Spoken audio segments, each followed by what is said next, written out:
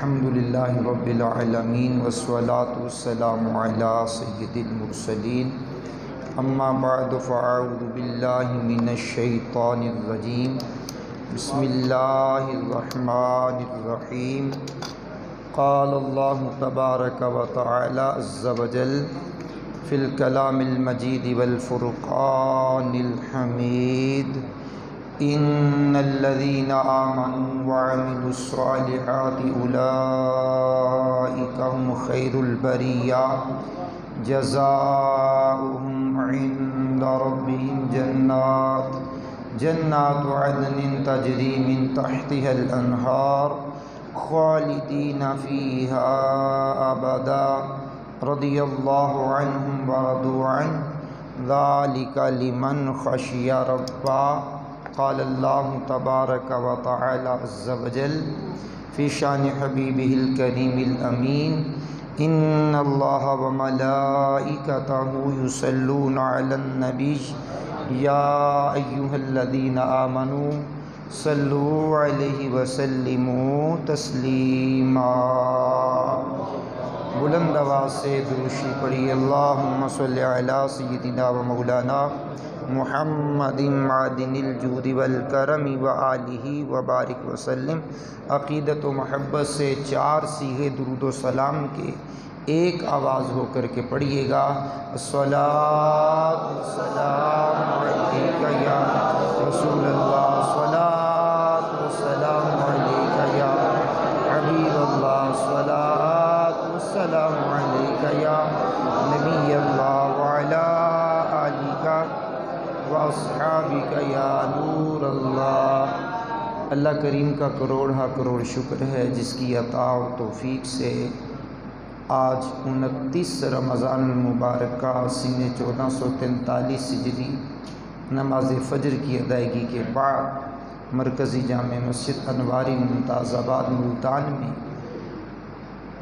درس قرآن و حدیث کی 9ویں نشست ہے ہماری۔ ہر روز ایک نیا موضوع لے کر کے آپ کی بارگاہ میں حاضری دیتا ہوں۔ قرآن کریم اور احادیث مبارکہ کی روشنی میں کلام کرنے کی کوشش کی جاتی ہے۔ مسلسل آج 9واں درس ہے ہمارا۔ سورۃ البینہ میرے سامنے ہے کلام پاک کی، اس کی آخری آیات تو جو ہیں اس کی میں نے تلاوت کی ہے۔ مالک کائنات نے جو اس میں ارشاد فرمایا ہے سماعت کیجئے گا۔ آج ہمارا موضوع ہے جنت میں گھر بنائیے، یہ آج کا ہمارا موضوع ہے۔ قرآن کریم کی آیت کا ترجمہ سنیے پھر ہم احادیث کی طرف بڑھ جائیں گے۔ مالک کائنات فرماتا ہے ان الذین آمنوا، بے شک وہ لوگ جو ایمان لائے، ایمان لانے کے بعد وعملوا الصالحات، اچھے کام کیے۔ ایمان لانے کے بعد چھٹی نہیں ملی، ایمان لانے کے بعد داخلہ ہو گیا اسلام میں، لیکن مکتبہ عشق کا دستور نرالا دیکھا، اس کو چھٹی نہ ملی جس نے سبق یاد کیا، جس نے سبق یاد کیا تو چھٹی نہیں ملی جناب۔ ایمان لانے کے بعد وعملوا الصالحات، اچھے اعمال کیے۔ نماز پڑھنا اچھا عمل ہے، روزہ رکھنا اچھا عمل ہے، حج کرنا اچھا عمل ہے، زکوٰۃ دینا اچھا عمل ہے، کسی کی ہمدردی کے ساتھ اس کی ہیلپ کر دینا اچھا عمل ہے، مسکرا کے کسی کو دیکھ لینا اچھا عمل ہے، ماں باپ کی عزت کرنا اچھا عمل ہے، تعظیم کرنا، توقیر کرنا، اولاد کی اچھی تربیت کرنا اچھا عمل ہے، نیکی کی دعوت دینا، برائی سے منع کرنا، قرآن کی تلاوت کرنا، نوافل پڑھنا اچھا عمل ہے۔ تو ایمان لانے کے بعد اعمال صالحہ کیے، اعمال صالحہ کیے، نیک اعمال کیے۔ ایمان پہلی بات، وعملوا الصالحات دوسری بات۔ اب 2 باتیں اپنانے والے بندے کو مالک کائنات نے کیا کہا؟ اولئک هم خیر البریہ، فرمایا یہ ساری مخلوق سے بہتر ہو گئے۔ دوبارہ سناتا ہوں، اولئک ہم خیر البریہ، فرمایا ایمان لانے کے بعد نیک اعمال کرنے والے لوگ ساری مخلوق سے بہتر ہو گئے۔ آج بہتر ہونے کے لیے کتنے پاپڑ بیلنے پڑتے ہیں، کتنے کام کرنے پڑتے ہیں، میں بہتر ہو جاؤں، ہیئر اسٹائل میرا بہتر ہو جائے، ہاں لباس کا اسٹائل میرا منفرد ہو جائے، میرے چلنے کا انداز منفرد ہو جائے، میں نمایاں نظر آ جاؤں۔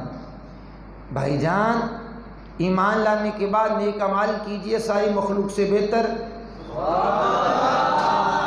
اور یہ گارنٹی مخلوقات کا رب فرما رہا ہے، جس نے تمام مخلوقات کو پیدا کیا، یہ وہ مالک فرما رہا ہے کہ ساری مخلوق سے بہتر ہو گئے ہیں۔ ٹھیک ہے، 3 باتیں ہوں گی۔ جزاؤہم، ان کی جزا، عند ربہم، ان کے رب کے پاس،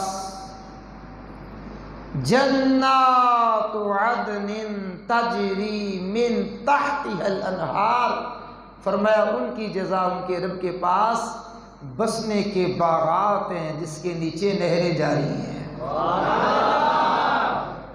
نیند نہیں آ رہی تو اونچی آواز میں بولنا چاہیے۔ باغات بھی ہیں اور نیچے نہریں بھی جاری ہیں۔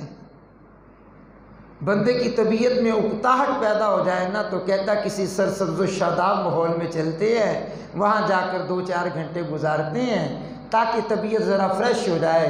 تو میں نے کہا دنیا میں یہ کام کر لیجئے، جنت میں فریش ہی فریش ہوں گے، جنت میں کوئی اکتاہٹ نہیں ہوگی، جنت میں کوئی ایسی تکلیف بھی نہیں ہوگی۔ وہ ایسا گھر ہے کہ جہاں نہ بڑھاپا ہوگا، نہ بیماری ہوگی، نہ بلڈ پریشر، نہ شوگر، نہ ہارٹ پرابلم، نہ دمہ، نہ ٹی وی، نہ کینسر، نہ ٹینشن، نہ کمانے کی ٹینشن، نہ کھانے کی ٹینشن، نہ بجلی کے بل کی ٹینشن، نہ گیس کے بل کی ٹینشن، نہ گھی مہنگا ہونے کی ٹینشن، نہ آئل مہنگا ہونے کی ٹینشن، نہ چینی اپ ڈاؤن ہونے کی ٹینشن، نہ اشیاء مہنگی ہونے کی ٹینشن۔ او بھائی دنیا کے اندر نیک اعمال کر لو، وہاں راحت ہی راحت ہے۔ بسنے کے باغات ہیں جن کے نیچے نہریں جاری ہیں۔ کتنی دیر رہیں گے؟ آج ہم یہاں اکتاہٹ محسوس کرتے ہیں جب تو سیر کرنے کے لیے کچھ مری کا ٹور کر لیتے، کوئی لاہور چلے جاتے، اسلام آباد چلے جاتے، پکنک پوائنٹ پہ چلے جاتے ہیں۔ کتنی دیر کے لیے سکون ملے گا؟ جتنی دیر وہاں ہیں اتنی دیر سکون ملے گا، پھر پلٹ کر کے آنا پڑے گا۔ مالک جس جنت کی تو بات کر رہا ہے، مالک جس جنت کی تو بات کر رہا ہے، وہ جنت میں ہمیں رہنا کتنی دیر پڑے گا؟ یہاں تو مختلف مقامات پہ ٹکٹیں لگتی ہیں، اتنی دیر کا اتنے پیسے، اتنی دیر کے اتنے پیسے، اتنی دیر کے اتنے پیسے۔ تو مالک تیری جنت میں کتنی دیر رہیں گے؟ فرمایا خالدین فیہا ابدا، اس میں ہمیشہ ہمیشہ رہیں گے۔ کیا بات ہے، تھوڑی سی اونچی آواز میں، کیا بات ہے۔ اور رات بھر کی تھکن اتار دیتے ہیں آپ لوگ، دن بھر سکون سے گزر جاتا ہے، آپ کی زیارت کرتے ہیں تازہ دم ہو جاتے ہیں۔ سبحان اللہ! کتنے اچھے لوگ ہیں آپ، کتنے پیارے لوگ ہیں آپ۔ آپ کو بھی دن کا تھکان ہوتی ہوگی، ہیں دن کے معاملات الگ ہیں، رات کے معاملات الگ ہیں، پھر سحر و افطار کے معاملات الگ ہیں، پھر جسم کی نکاہت الگ ہے، پھر نیند کا غلبہ الگ ہے، پھر کمزوری الگ ہے، پھر مسجد کا ماحول الگ ہے، ہیں تو سارے معاملات ہیں۔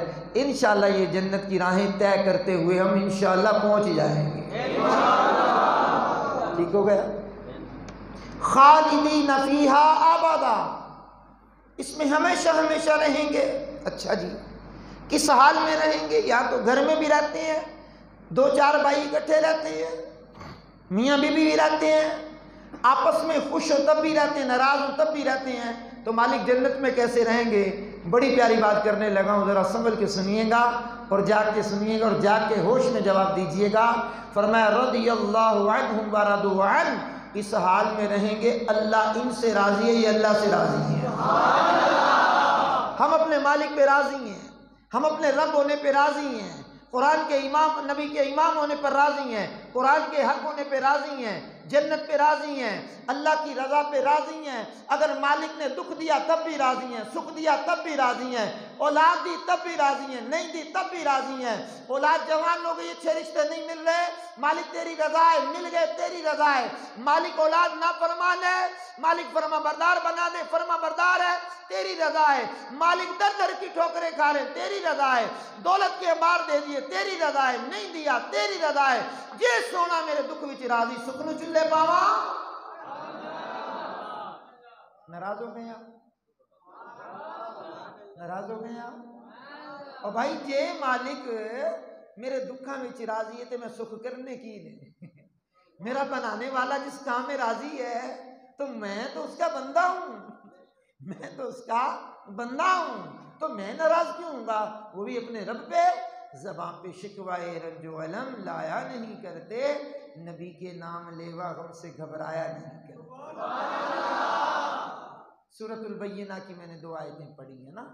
اب آئیے ذرا اپنے موضوع کو حدیث کی طرف لے جاتے ہیں، اور آج ہمارا موضوع ہے جنت میں گھر بنوائیے۔ ملتان کے فلاں ٹون میں گھر بنوانا ہے، بڑا مشکل ہے، اچھا اس کی قسطیں بڑی مشکل ہیں، اچھا جناب ٹھیک ہے، پوش ایریے میں گھر بنانا ہے، نا یار وہاں تو سوچ بھی نہیں سکتے، فلاں ایریے میں گھر بنانا ہے، اب میں کسی ٹون کی تشہیر تو کرنے کے لیے بیٹھا نہیں ہوں یہاں، فلاں جگہ گھر بنانا ہے، یار میں تو سوچ ہی سکتا ہوں، بنا نہیں سکتا، لے نہیں سکتا، قسطوں پر بھی نہیں لے سکتا۔ چلیے جس جنت کی میں نے بات بتائی ہے اس جنت میں گھر بنوائیے کے عنوان سے پہلی حدیث پڑھ رہا ہوں، میرے کریم آقا رحیم آقا علیہ الصلوۃ والسلام نے ارشاد فرمایا، جس شخص کے اندر 4 چیزیں ہوں گی، 1 2 3 4، جس شخص کے اندر 4 چیزیں ہوں گی اللہ کریم اس کے لیے جنت میں گھر بنائے گا۔ کیا بات؟ نمبر 1 ارشاد فرمایا، جس کا محافظ لا الہ الا اللہ ہو، ساری زندگی کلمہ توحید و رسالت پڑھتا رہے، اسی پر پہرا دیتا رہے، آندھی آئے طوفان آئے لا الہ الا اللہ اس پر پہرا دیتا رہے۔ نمبر 2 جب اسے کوئی چیز ملے حاصل ہو تو الحمدللہ کہنے والا بنے، الحمدللہ کہنا اس کی عادت ہو جائے، جب کوئی اس سے گناہ ہو جائے تو استغفر اللہ کہے، اور جب کوئی مصیبت پہنچے تو انا للہ و انا الیہ راجعون کہے۔ 4 خوبیاں جس بندے کے اندر ہوں گی، جس مسلمان کے اندر ہوں گی، توجہ سے جملہ سننا، میرے حضور فرماتے ہیں اللہ اس کے لیے جنت میں گھر بنائے گا۔ اور جنت میں گھر بنوانے والے لوگوں، جنت میں گھر بنوانے کے متمنی لوگوں، جنت وہ جنت ہے جس کے اندر گھر بنایا جائے گا تو پھر داخلہ بھی ہوگا۔ یہاں تو بعض مرتبہ گھر بنانے کے بعد رہنا نصیب نہیں ہوتا، شفٹنگ نصیب نہیں ہوتی، منتقل ہونا نصیب نہیں ہوتا، موت کا فرشتہ آ جاتا ہے، تو جس نے جنت میں گھر بنوا لیا پھر داخلہ بھی ہو ہی جائے گا۔ میں نے کہا جنت میں گھر بنوانے کے لیے الحمدللہ کا وظیفہ کیجئے، استغفر اللہ کا وظیفہ کیجئے، اللہ رب العالمین کے حضور توبہ کرنے کا وظیفہ کیجئے، جب کوئی نعمت ملے الحمدللہ کہیے، گناہ ہو جائے تو استغفر اللہ کہیے، اور لا الہ الا اللہ کی محافظت کیجئے۔ اللہ نے چاہا تو جنت میں اللہ گھر بنائے گا۔ دوسری حدیث سنیے، میرے پاک پیغمبر علیہ السلام نے ارشاد فرمایا، جو رات اور دن کے اندر 12 رکعتیں پڑھے، یہ 12 رکعتیں سنت مؤکدہ ہیں۔ سنت مؤکدہ وہ سنتیں جس کے ترک پر اللہ گناہ دیتا ہے، مسلسل جس کا ترک کرنا عادت بنا لے تو بندہ گناہ گار ہوتا ہے۔ 4 سنتیں ظہر سے پہلے، 2 سنتیں ظہر کے بعد، 2 سنتیں مغرب کے بعد، 2 سنتیں عشاء کے بعد، 2 سنتیں فجر سے پہلے، یہ 12 رکعتیں رات اور دن میں جو بندہ پڑھے گا، میرے کریم آقا علیہ السلام نے ارشاد فرمایا ایسے بندے کے لیے اللہ جنت میں گھر بنائے گا۔ کیا بات ہے، کتنی پیاری بات ہے۔ وہاں 4 باتیں بتائیں، یہاں 12 رکعتیں بتائیں۔ ہم 4 کو بھی مانتے ہیں، 12 والے آقا کو بھی مانتے ہیں۔ جی ہاں، کیا بات ہے جناب۔ اب میں تیسری حدیث پڑھ رہا ہوں کریم آقا علیہ السلام کی، اور میرے پیارے محبوب علیہ السلام نے ارشاد فرمایا، کمال کی حدیث ہے جناب، سنیے گا، سننے سے تعلق رکھتی ہے، ایسی کمال کی حدیث ہے، پھر ہم اپنا جائزہ لیں گے۔ میرے کریم آقا علیہ السلام نے ارشاد فرمایا جو چاشت کی 12 رکعتیں پڑھے، کتنی رکعتیں؟ تھکے بیٹھے ہیں بھائی؟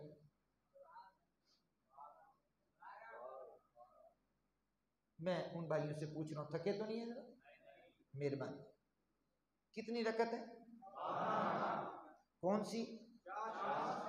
اشراق کے بعد، ہاں اشراق کے بعد، اشراق کے فوراً بعد بھی پڑھ سکتے ہیں، اور زوال کے وقت سے پہلے پہلے بھی پڑھ سکتے ہیں۔ جو چاشت کی 12 رکعتیں پڑھے گا، اگلا جملہ حضور نے بڑا پیارا فرمایا ہے، اور میرا دل کرتا ہے میں بڑے نرم لہجے میں پڑھ کر کے آپ کا امتحان لے لوں۔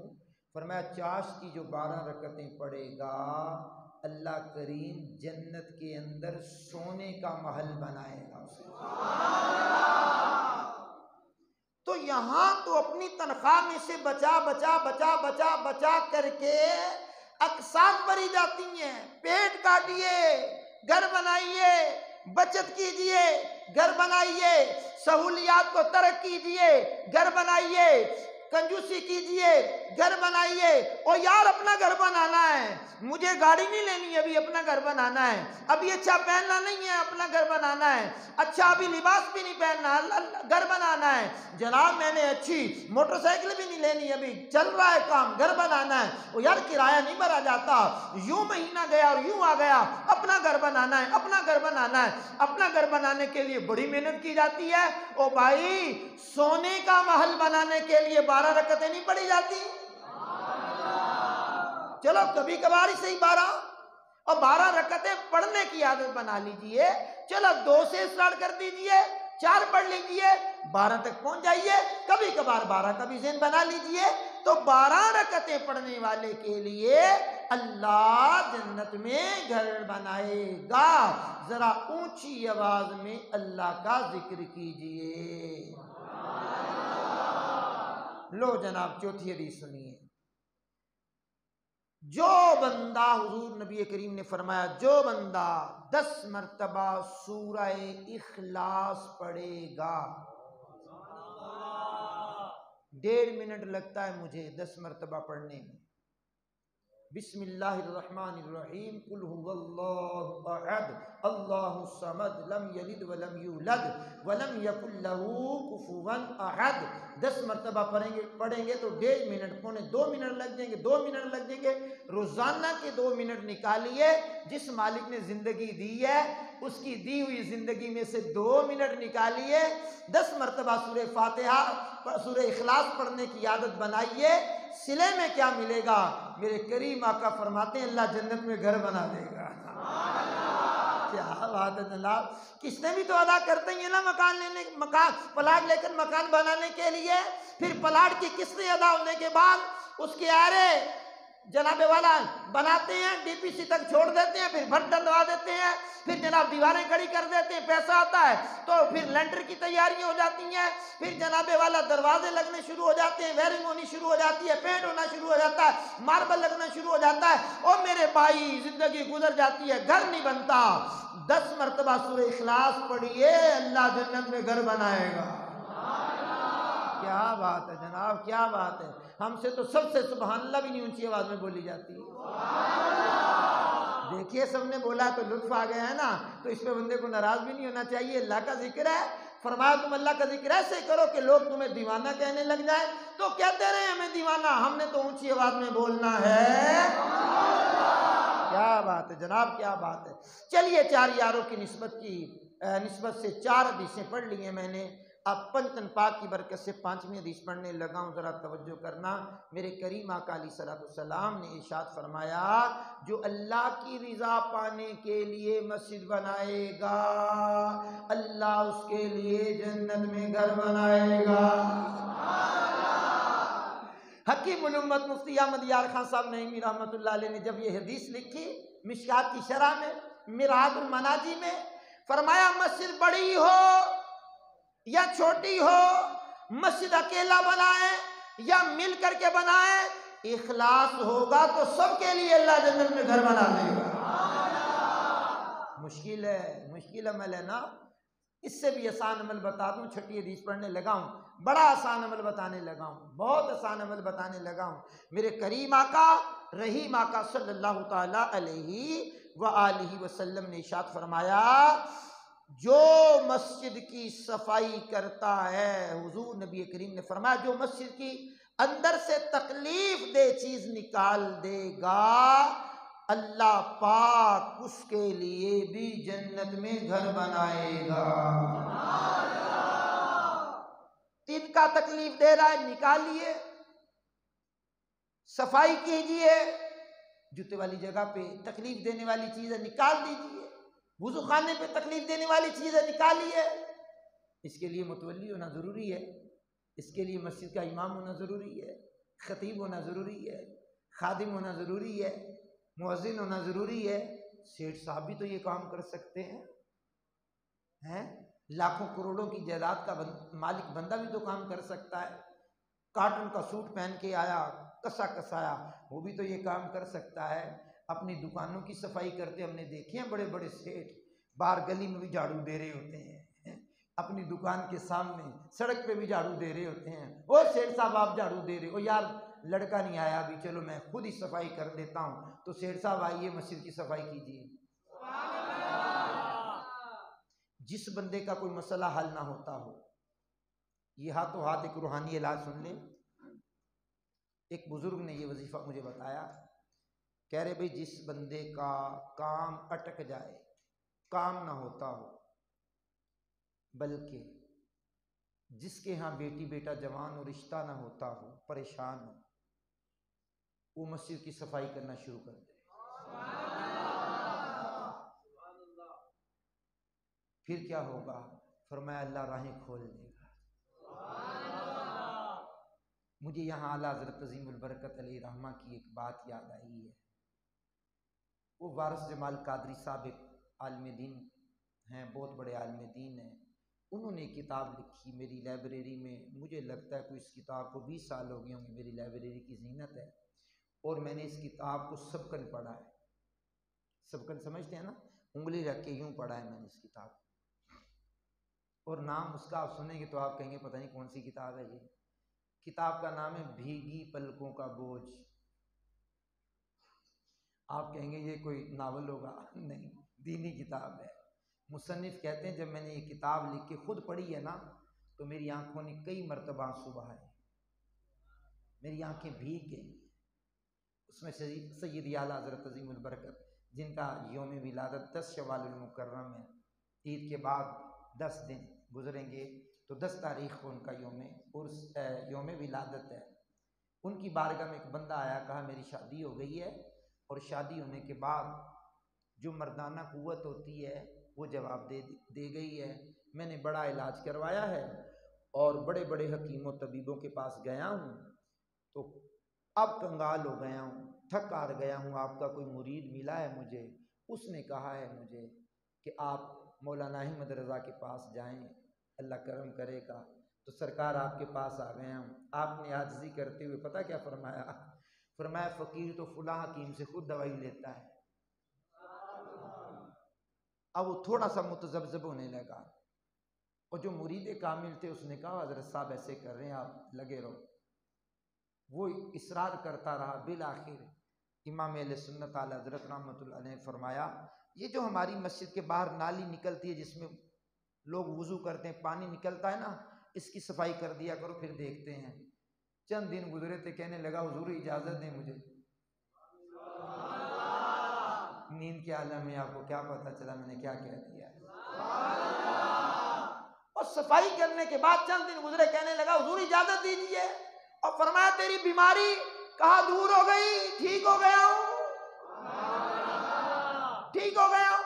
اور یار ہمارے گھر کے سامنے یہ جو گورنمنٹ کے ملازم ہوتے ہیں وہ روزانہ صفائی کرنے کے لیے آ گئے تو ہم ان سے راضی ہوتے ہیں۔ اگر کوئی ہمارا ہمسایہ ہمارے گھر کے بعد صفائی کر جائے تو ہم کہتے ہیں بڑا اچھا ہے، ہم اس پہ راضی ہو جاتے ہیں۔ اور یار جو اللہ کے گھر کی صفائی کرے گا ہے، اللہ کتنا اس پہ راضی ہوگا، کتنے اس کے بگڑے ہوئے کام بنائے گا، کتنا اس پہ کرم کرے گا۔ تو کریم آقا علیہ السلام نے فرمایا جو مسجد سے تکلیف دہ چیز نکال لے گا اللہ اس کے لیے جنت میں گھر بنائے گا۔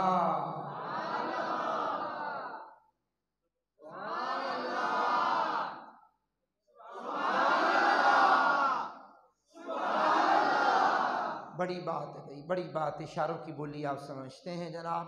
6 حدیثیں ہو گئی، یاد رکھنا بھول گیا تو بتا دینا۔ آپ 7ویں حدیث پڑھنے لگا ہوں۔ میرے کریم آقا علیہ السلام نے ارشاد فرمایا، اور بڑی پیاری حدیث پاک ہے، کمال کی حدیث ہے۔ فرمایا مالک کائنات کے حبیب صلی اللہ تعالی علیہ وآلہ وسلم نے ارشاد فرمایا، کیا فرمایا؟ بازار کو اگرچہ غفلت کی جگہ کہا جاتا ہے، لیکن اگر ذرا سی توجہ کر کے بازار میں اللہ پاک کا ذکر کر لیا جائے تو مالک کائنات 10 لاکھ نیکیوں کا ثواب عطا فرماتا ہے، 10 لاکھ گناہ معاف کر دیتا ہے، اور جنت میں ہمارے لیے گھر بنا دیتا ہے۔ کریم آقا علیہ السلام نے فرمایا، کیا فرمایا؟ جس نے بازار میں داخل ہو کر لا الہ الا اللہ وحدہ لا شریک لہ لہ الملک ولہ الحمد یحیی ویمیت وہو حی لا یموت بیدہ الخیر وہو علی کل شیء قدیر۔ فرمایا جو بندہ بازار میں داخل ہو کر یہ پڑھ لے گا اللہ پاک اس کے لیے 10 لاکھ نیکیاں لکھے گا، 10 لاکھ گناہ مٹائے گا، اور اس کے لیے جنت میں گھر بنائے گا۔ لا الہ الا اللہ، اونچی آواز میں لا الہ الا اللہ وحدہ لا شریک لہ لہ الملک ولہ الحمد یحیی ویمیت وہو حی لا یموت بیدہ الخیر وہو علی کل شیء قدیر۔ بازار میں داخل ہو کر پڑھنا ہے، مسجد میں داخل ہو کر نہیں، بازار میں داخل ہو کر کے پڑھنا ہے۔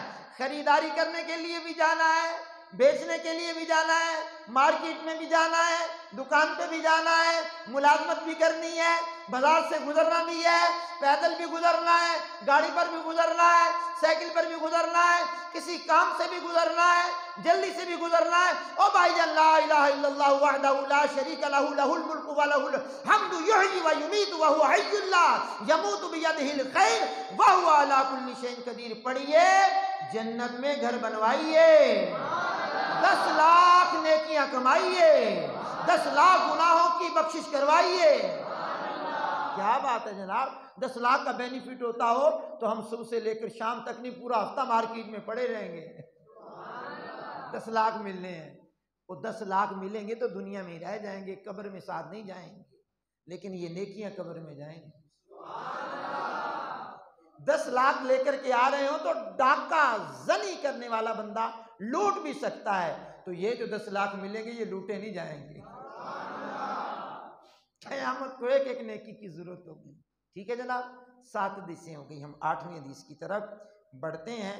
میرے کریم آقا رحیم آقا علیہ السلام نے ارشاد فرمایا، بڑی پیاری حدیث پاک ہے۔ فرمایا جب مسلمان اپنے مسلمان بھائی کی بیمار پرسی کرنے کے لیے جاتا ہے، ملاقات کے لیے جاتا ہے، تو رب فرماتا ہے او جانے والے تیرا چلنا بھی اچھا، تو بھی اچھا۔ مشورہ کر لیں بولنا کہ نہیں بولنا؟ اچھا میرے جانے کے بعد کہیں آپ ناراض تو نہیں ہوتے؟ کہیں کوئی غیبتوں کے دروازے تو نہیں کھولتے ہیں؟ میں تو بڑے پیار محبت سے آپ کو پڑھ کے سناتا ہوں، قرآن پاک کی آیات حدیث سنا کر کے جاتا ہوں، اور میں جی کیا بات ہے جی، بڑے شوق سے، مہربانی جناب، بڑی مہربانی جناب، بڑے شوق سے آپ سنتے ہیں، درس میں بیٹھتے ہیں، اللہ آپ کو جزائے خیر دے۔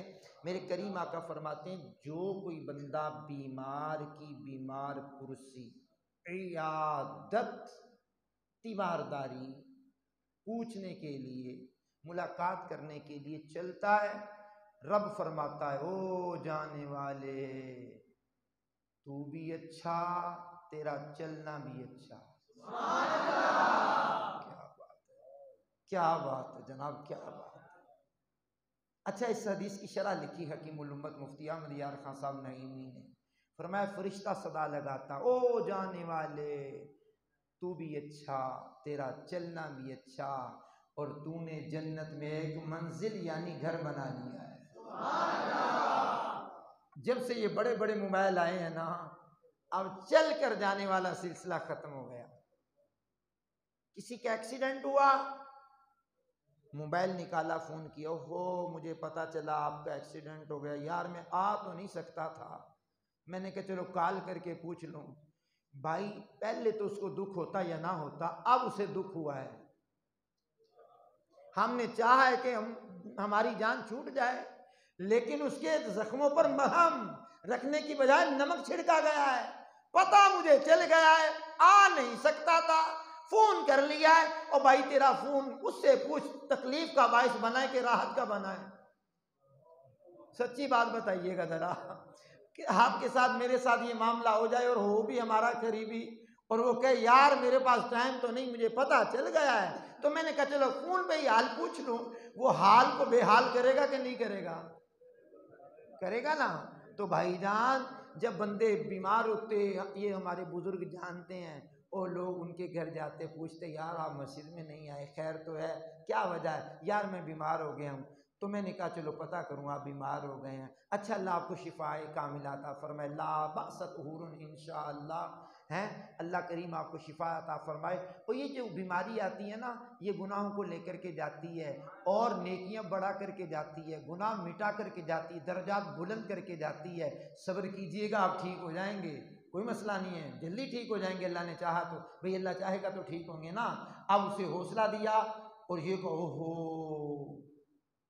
یہ جو مسئلہ آپ کو ہوا ہے نا، وہ ہمارے ہمسائے میں ایک بندہ رہتا تھا، اس کو بھی یہ مسئلہ ہوا تو اس کی تو ڈیتھ ہو گئی۔ اور یار خدا کے لیے اس نے کل مرنا ہے آج ہی مرے گا، یقین کیجئے، وہ تیمارداری کرنے کا بھی نہیں لوگوں کو پتا، ماحول میں آنا جانا جو نہیں ہوتا نا، ہو یہ بیماری اس کو ہوئی تھی، اس کو ہوئی تھی، یار وہ تو اب میں آپ کو کیا بتاؤں کیا اس کے ساتھ ہوا، آپ بیمار ہیں کہ آپ پریشان نہ ہو جائیں، بھئی وہ تو ہو گیا ہے، آپ نے تو مایوس کر دیا اس کو۔ تو یہ اسلامی طریقہ نہیں ہے، سیکھا ہی نہیں اسلامی طریقہ ہم نے۔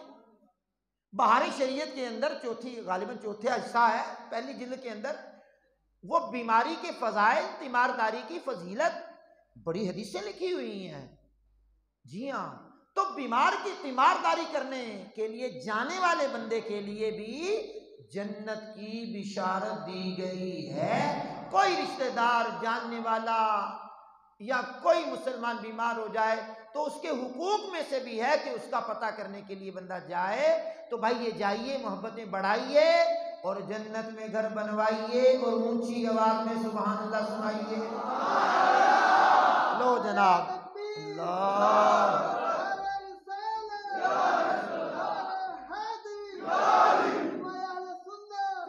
لو جناب، 8 حدیثیں ہو گئی اور رہ گئی ابھی 2 حدیثیں، اور بات ہماری ختم ہونے کے قریب پہنچ گئی۔ بڑی پیاری بات ہے، حدیث پاک ہے، نبی پاک علیہ السلام نے ارشاد فرمایا جو بندہ جھوٹ چھوڑ دے، اور جھوٹ باطل چھوڑنے والی چیز ہے، تو اس کے لیے اللہ پاک جنت کے کنارے پر گھر بنائے۔ اگلی بات سنیے، بڑی محبت کی بات ہے۔ اور جو بندہ لڑائی جھگڑا چھوڑ دے، حالانکہ حق پر ہے، رائٹ حق ہے اس کا، لیکن حق پر ہونے کے باوجود بھی لڑائی جھگڑا چھوڑ دے، تو اللہ کریم اس کے لیے جنت کے بیچ میں گھر بنائے گا۔ اگلی بات بھی ہے، ذرا سنیے گا، طبیعت ہری بھری ہو جائے گی۔ میرے کریم آقا علیہ السلام نے ارشاد فرمایا، اور جس بندے کے اخلاق اچھے ہوں، اخلاق سے مراد کردار، مسکرا کے بول لینا، یہ تو پروفیشنل کئی لوگ کر لیتے ہیں، سیکھ لیتے ہیں مسکرا کے بولنا۔ صرف مسکرا کے بولنا اخلاق نہیں ہے، نماز، روزہ، حج، زکوٰۃ، یہ سارے اخلاقیات میں، عبادات اخلاقیات میں آ جاتے ہیں۔ جس بندے کے اخلاق اچھے ہوں گے، توجہ سے سنیے گا، 9ویں حدیث پڑھ رہا ہوں، جس بندے کے اخلاق اچھے ہوں گے، اللہ کریم جنت کی اوپر والی سطح میں گھر بنائے گا۔ کیا بات ہے جناب، کیا بات ہے جناب۔ لڑائی جھگڑا چھوڑیے، محبتیں بانٹیے، عفو درگزر کیجیے، نہ گھر بنائے گا۔ کیا بات۔ جھوٹ جو شیر مادر کی طرح پیا جاتا ہے، السلام علیکم، آپ کہاں ہیں؟ ہاں ہاں قریب ہوں، بالکل قریب ہوں۔ کہاں قریب ہیں؟ ابھی آیا۔ کہاں ابھی آنا ہے؟ 2 منٹ میں آیا، 1 منٹ میں آیا، 1 سیکنڈ میں آیا۔ یہ بولی بھی بولی جاتی ہے 1 سیکنڈ میں آیا۔ بھئی کیا تمہیں سرخاب کے پر لگے ہوئے ہیں؟ کیا تم آصف بن برخیہ کا فیض ملا ہوا ہے تمہیں؟ کیا تمہارے پاس کوئی ہیلی کاپٹر ایسا ہے، جہاز کوئی ایسا تم نے تیار کر رکھا ہے، یا تم نے ڈرامے فلمیں دیکھ دیکھ کر کے وہ کارٹون، وہ پتہ نہیں کیا کیا ان کی نقلیں کر رہے ہو کہ ابھی آیا، یوں بٹن دبایا اور آ گیا؟ او بھائی جان مہربانی کیجئے، جھوٹ کو چھوڑ دیجئے، چھوڑنے والی چیز ہے۔ اللہ کے حبیب فرماتے ہیں جنت کے کنارے پر گھر بنوائیے، درمیان میں گھر بنوائیے، اوپر والی منزل میں گھر بنوائیے، نیک مال کیجئے، جنت میں گھر پائیے۔ آئیے سنیے، آخری دی سنیے اور بات سمیٹ لیتے ہیں۔ میرے کریم آقا علیہ السلام ارشاد فرماتے ہیں، توجہ ہے آپ کی بھائی جان؟ آخری حدیث پڑھی جا رہی ہے، توجہ۔ میرے کریم آقا علیہ السلام نے ارشاد فرمایا، جس کا بیٹا فوت ہو جائے، جس بندے کا بیٹا فوت ہو جائے، تو اللہ پاک ملائکہ سے فرماتا ہے، تم نے میرے فلاں بندے کے دل کا پھل توڑا؟ ہاں مالک توڑا تو ہے۔ میرے فلاں بندے کے بیٹے کی روح قبض کی؟ ہاں مالک کی تو ہے، کی ہے۔ 2 باتیں توجہ سے سن لینا، ریپیٹ کرنے لگا ہوں۔ فلاں میرے بندے کے دل کا پھل توڑا؟ ہاں مالک توڑا تو ہے۔ فلاں بندے کے بیٹے کی روح قبض کی تو ہے۔ فرشتوں پھر میرے بندے نے کیا کہا؟ کیا بات، مالک کے پوچھنے کی کیا بات ہے، میرے بندے نے کیا کہا؟ لطف لیجئے، اللہ فرماتا ہے میرے بندے نے کیا کہا؟ جب پھل توڑ لیا، روح نکال لی، مالک پوچھ رہا میرے بندے نے کیا کہا جس کا بیٹا چلا گیا؟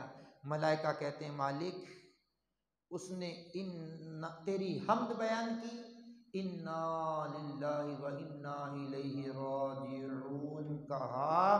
مالک فرماتا ہے فرشتوں میرے اس بندے کے لیے جنت میں گھر بناؤ، اس کا نام رکھو بیت الحمد، بیت الحمد نام رکھ دو، الاٹ کر دو اس کو گھر، حمد والا گھر اس کو کہہ دو۔ میں نے کہا واہ، مصائب میں کبھی حرف شکایت لب پہ مت لانا۔ مصیبت کی جمع ہے مصائب، مصائب میں کبھی حرف شکایت لب پہ مت لانا، مصیبت میں خدا بندوں کو اپنے آزماتا ہے۔ یار یار کو آزماتا ہے، دوست دوست کو آزماتا ہے، پارٹنر اپنے پارٹنر کو آزماتا ہے، شراکت والے کو آزماتا ہے۔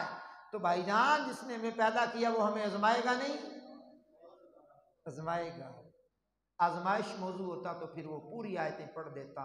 وَلَنَبْلُوَنَّكُمْ بِشَيْءٍ مِّنَ الْخَوْفِ وَالْجُوعِ وَنَقْصٍ مِّنَ الْأَمْوَالِ وَالْأَنفُسِ وَالثَّمَرَاتِ وَبَشِّرِ الصَّابِرِينَ الَّذِينَ إِذَا أَصَابَتْهُم مُّصِيبَةٌ قَالُوا إِنَّا لِلَّهِ وَإِنَّا إِلَيْهِ رَاجِعُونَ أُولَٰئِكَ عَلَيْهِمْ صَلَوَاتٌ مِّن رَّبِّهِمْ وَرَحْمَةٌ وَأُولَٰئِكَ هُمُ الْمُهْتَدُونَ۔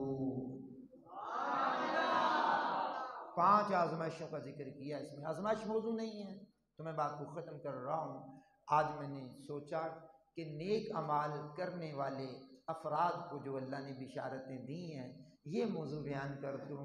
ہو سکتا ہے کہ آج ہمارا آخری رمضان المبارکہ کا درس ہو، اور اگر چاند آج نظر آ جاتا ہے، 29 کا دن گزرنے کے بعد رات کو چاند نظر آ جاتا ہے، تو پھر کل کیا ہوگا؟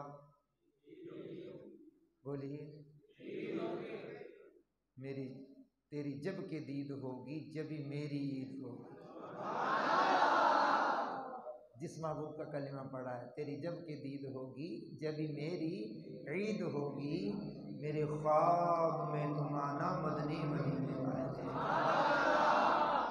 اگر کل عید ہو جاتی ہے فابیہا، پھر عید کا بھی بیان ہوگا۔ کرتے ہیں ہم یہاں عید کا بیان بھی، جمعے کا بھی کرتے ہیں۔ تو اگر کل عید نہیں ہوتی، 30واں روزہ ہے، تو پھر بھی صبح آ جائیں گے۔ اب اللہ کی مرضی ہے، وہ 29 کرے یا 30 کرے، ڈیوٹی تو ہم نے دینی ہے نا جی، ڈیوٹی تو ہم نے دینی ہے۔ ٹھیک ہے جناب، تو طبیعت نے بھی ساتھ دیا اور عید بھی کل نہ ہوئی تو نیت کر لیتے ہیں زیارت کی ہیں۔ اگر طبیعت آڑے آ گئی لگو بات ہے، لیکن امید ہے کہ طبیعت کے معاملات آڑے نہیں آئیں گے۔ وہ آپ سے ملاقات کے لیے روکیں گے نہیں، آپ کی زیارت کے لیے روکیں گے نہیں۔ اگر عید ہو گئی تو چلو عید میں پھر ملاقات ہو جائے گی۔ دعوت اسلامی کا مدنی چینل دیکھتے رہا کریں، ہفتہ وار سنتوں بھرے اجتماع میں آنے جانے کی نیتیں کی ہوں گی، مدنی قافلے کی بھی نیت کر لی ہوگی، اور درس دینے کی بھی نیتیں کی ہوں گی، بیان کرنے کی بھی نیتیں کر لی ہوں گی، اور دیگر معمولات میں بھی اچھے اچھے اعمال کی بھی آپ نے وقتاً فوقتاً نیتیں کی ہیں، اس کو دوام اللہ عطا فرمائے۔ وآخر دعوانا الحمدللہ رب العالمین۔